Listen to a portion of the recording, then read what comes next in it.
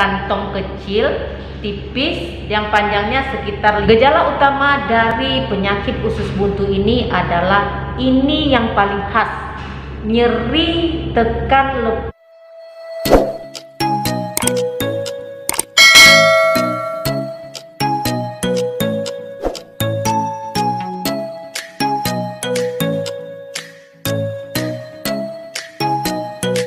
Assalamualaikum warahmatullahi wabarakatuh. Jumpa lagi dengan saya Devi Febriani. Kali ini kita akan membahas mengenai usus buntu yang meradang atau appendicitis.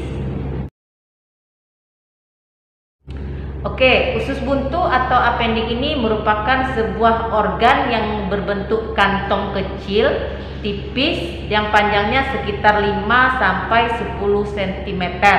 Terletak di bagian saikum usus besar, yang kalau dari luar kita bisa menilai letaknya itu di daerah perut kanan bawah, di antara pusat dan tulang panggul yang menonjol.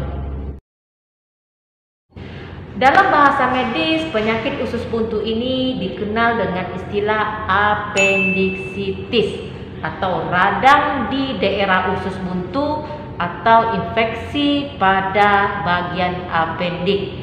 Penyakit appendicitis ini bisa menyerang siapa saja, baik itu anak-anak, pria maupun wanita. Saat kamu di anamnesa pertama kali, kamu akan ditanyakan sejak kapan kamu menderita gejala nyeri seperti itu. Ini untuk menentukan apakah penyakit appendicitis yang kamu alami kronis ataupun akut. Untuk appendicitis akut, biasanya kamu akan mengalami gejalanya ini baru beberapa hari yang lalu. Sementara kalau appendicitis kronis, kamu sudah mengalami gejala ini berminggu-minggu sampai bertahun-tahun yang lalu. Biasanya penyebab dari usus buntu yang meradang atau appendicitis ini merupakan terjadinya sumbatan pada daerah usus buntu.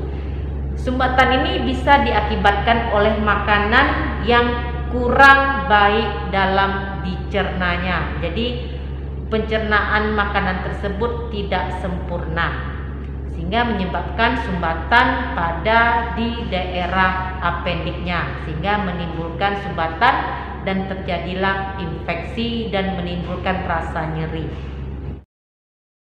Gejala utama dari penyakit usus buntu ini adalah ini yang paling khas, nyeri tekan lepas pada perut bagian kanan bawah, yang seperti saya jelaskan tadi, daerah appendix tersebut terletak di antara pusat dan tulang panggul yang menonjol. Jadi di daerah lokasi Max Burnet, namanya lokasi Max Burnet, ini akan terasa nyeri bila ditekan dan dilepas, dan akan menderita demam, kemudian mual dan muntah, hilangnya nafsu makan, dan terjadi konstipasi ataupun diare.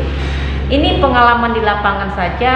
Bila kamu mengalami nyeri seperti yang saya sebutkan tadi, jangan pernah sekali-kali untuk membawa ke tukang urut untuk mengurangi rasa nyerinya, karena tidak akan berkurang, malah akan memperparah, memperburuk keadaannya.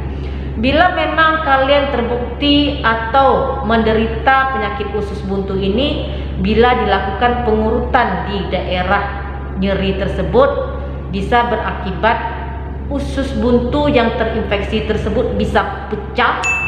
Kemudian kuman-kuman yang berada di daerah usus buntu akan menyebar kemana-mana di dalam rongga abdomen, akan kena ke organ-organ yang lain seperti ke usus, seperti ke omentum, kadang-kadang malah sampai ke daerah hepat atau ke daerah hati. Ini akan memperberat, memperparah, mempersulit, juga akan memakan waktu operasi yang relatif lama. Jadi jangan pernah membawa ke tukang urut, bawalah ke fasilitas kesehatan bila kamu menderita nyeri seperti ini. Jangan dianggap remeh, jangan dibawa ke tukang urut berharap kalau dibawa ke tukang urut rasa nyerinya akan berkurang. Tidak sama sekali. Salah. Salah satu cara yang terbaik adalah membawa ke fasilitas kesehatan untuk mengurangi rasa nyeri dan juga untuk mendapatkan penanganan selanjutnya. Ada yang perlu kalian ingat, untuk gejala nyeri pada daerah apendik ini kadang-kadang bisa mirip dengan gejala nyeri menstruasi atau bisa mirip dengan gejala kehamilan etopik terganggu atau kehamilan di luar kandungan. Ini makanya penting perlu dilakukan pemeriksaan penunjang seperti laboratorium, pemeriksaan urin untuk melihat tes kehamilan, pemeriksaan USG, pemeriksaan radiologi, CT scan dan lain sebagainya. Jadi kita bisa menegakkan diagnosa pasti apakah pasien tersebut menderita apendik atau penyakit lainnya. Pada kasus-kasus berat yang seperti saya contohkan tadi, yang sudah saya bilang tadi, bahwa jangan pergi ke tukang urut. Jadi kalau ada gejala yang berat, khususnya tersebut sudah pecah, terjadi perforasi, kuman sudah menyebar ke semua area organ di dalam perut, maka istilahnya adalah peritonitis. Ini sangat berbahaya seperti saya bilang tadi ya. Apa gejalanya? Biasanya gejalanya itu kalian akan merasa nyeri di seluruh daerah perut, kemudian kalian akan merasakan sesak, kemudian perut ini seperti papan, jadi ditekan itu sangat keras seperti papan. Nah, ini salah satu gejala terjadinya kondisi peritonitis. Ini tindakannya tentu hanya satu-satu tindakan yang akan dilakukan adalah operasi dengan teknik terbuka. Dan operasinya laparotomi.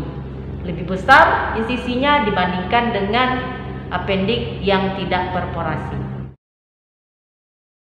Sebagian kasus infeksi usus buntu yang ringan tentunya, yang terkontrol, biasanya tidak dilakukan tindakan operasi dengan teknik terbuka ataupun laparoskopi. Biasanya dokter-dokter memberikan terapi untuk menghilangkan gejala yang dirasakan.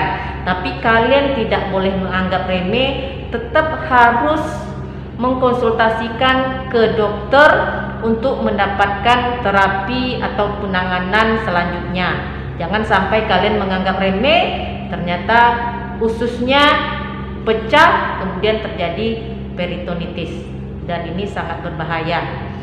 Tindakan pembedahan dilakukan bila terjadi peritonitis, kemudian bila diterapi dengan obat-obatan sudah tidak bisa ditangani, nyerinya sudah hebat, maka dilakukan teknik operasi. Teknik operasi yang dilakukan bisa menggunakan dua teknik. Yang pertama adalah menggunakan teknik operasi terbuka. Teknik operasi terbuka biasanya kita melakukan sayatan sekitar 5-10 cm.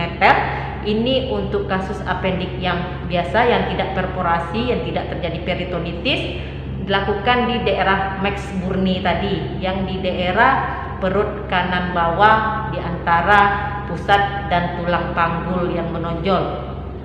Kemudian dokter bedah akan mengangkat bagian apendik yang terinfeksi, kemudian akan dilakukan penjahitan kembali. Untuk teknik yang kedua menggunakan teknik laparoskopi. Ini merupakan teknik yang relatif lebih canggih, menggunakan 3 buah lubang. Jadi 3 buah lubang kecil-kecil akan dilakukan untuk memasukkan alatnya, karena akan dioperasi dengan menggunakan kamera. Tekniknya sama saja dengan teknik penjahitan secara apendik menggunakan pembedahan secara terbuka, tapi ini lebih canggih menggunakan kamera, insisinya pun lebih kecil dan tingkat penyembuhannya biasanya lebih cepat. Tapi tidak semua rumah sakit memiliki sarana atau alat seperti ini. Jadi hanya rumah sakit tertentu yang memiliki alat laparoskopi tindakan untuk pembedahan. Demikian penjelasan singkat saya mengenai apendiksitis. Terima kasih sudah menonton. Sampai jumpa di video saya selanjutnya. Assalamualaikum.